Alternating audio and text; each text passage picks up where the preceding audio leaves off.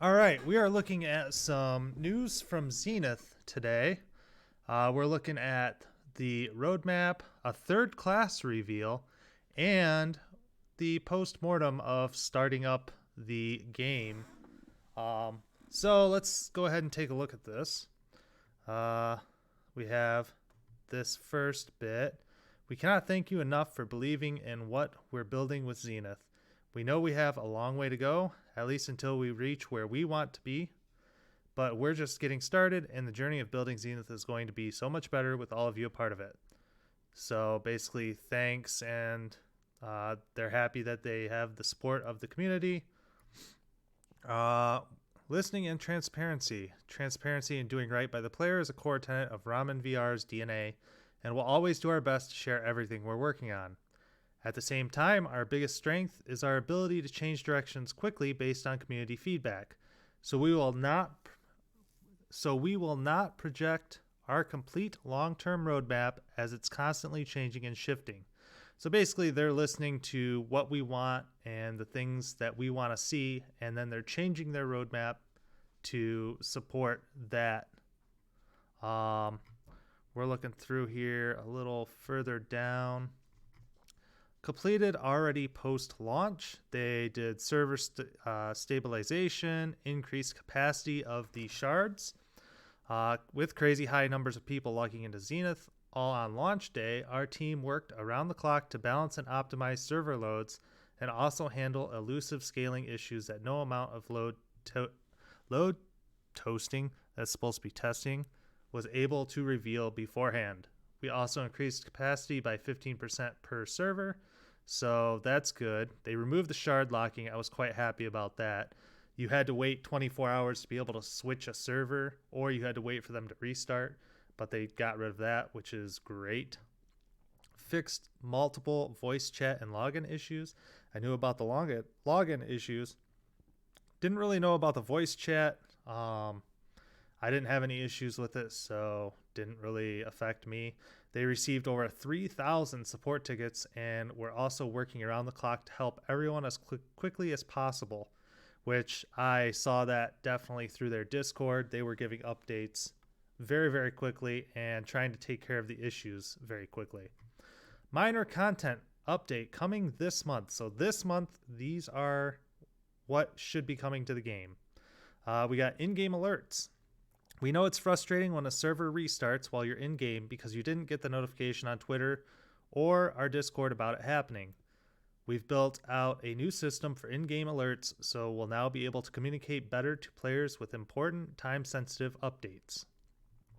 They're going to be updating new quests for the areas, adding 23 new side quests, including quests in each biome to make leveling up more fun and diverse, which is really good because there was just not enough quests in each area to be able to level up. You actually had to go back and do events, which right now events are bugged. So at least past a certain area, they just won't complete and you fail them no matter what. Reworked quests. We completely reworked the quest line and tutorials for the Fractured Plains to be easier to understand for people just getting into the game and to be a bit less grindy. That's good because it's very confusing as a new player going into the world. You have no idea what's going on, really. New armor tier. So new tier of endgame armor and weapons. The Arborat tuning. I think that's how you say it. I'm guessing that's a world boss. I haven't gotten to it yet, so no idea on it. But a balance to make him both more challenging, fun, and give out better feedback while battling. And they fixed several armor visual glitches. I didn't realize I had to scroll down so you could see. Improved animations, upgraded and tweaked animations of the quest NPCs. That is good because they were very straight-faced and just very robotic. Fixed cross-buy issue, UI improvements, miscellaneous improvements, and then the next is what is planned in 2022. So over the course of this year, which obviously things are going to change, as they said up on the top of the page. They got player housing. additional life skills and crafting, so probably wood cutting, probably mining, stuff like that. More endgame content, and the third class, which we're going to cover here in a second. We'll try to do updates like this as often as we can. Thank you again for believing in what we're building with Zenith. We're a small team with huge dreams and ambitions for Zenith, and it's only with your support that we've gotten this far. Now, this is important. If you have ideas, feedback, or bugs, send it to this link right here, which I will leave down below, as well as other information that I have after we look at the third class here. So let's look at this third class, the Cyber Ninja. Oh, that doesn't look too bad. I like the armor. Looks like one sword. Let's read through here really quick. The Cyber Ninja is a fusion of magic and technology with the sole purpose of taking down enemies with stealth and precision, often using an array of gadgets to get the job done in style. For enemies at a distance, Cyber Ninja can pull back a charged shot with his bow and take an enemy out before it even notices them. So he's going to be melee and ranged together. Looks like one-handed sword. I don't know. Is the bow going to be like a wrist, like a crossbow maybe? I don't know. Gadgets. So here's one of them. The hook shot, still experimental and might change. Gives the Cyber Ninja a whole new type of mobility, being able to quickly pull itself towards an enemy, for example, drop an explosive, then hook shot to a wall to quickly get out of the way before the explosive turns the monster into a pile of ash. One sec. Oh, God. So that's pretty cool. I'm wondering what other gadgets they're going to have. We hope you're as excited about the third class as we are. We think it's going to add a completely new way of approaching combat in Zenith. But they are very, very far from having that done. They have a lot of tuning that they say that they have to do. And then down below here is a little bit of story about it. You can go to the Zenith website and read all about this.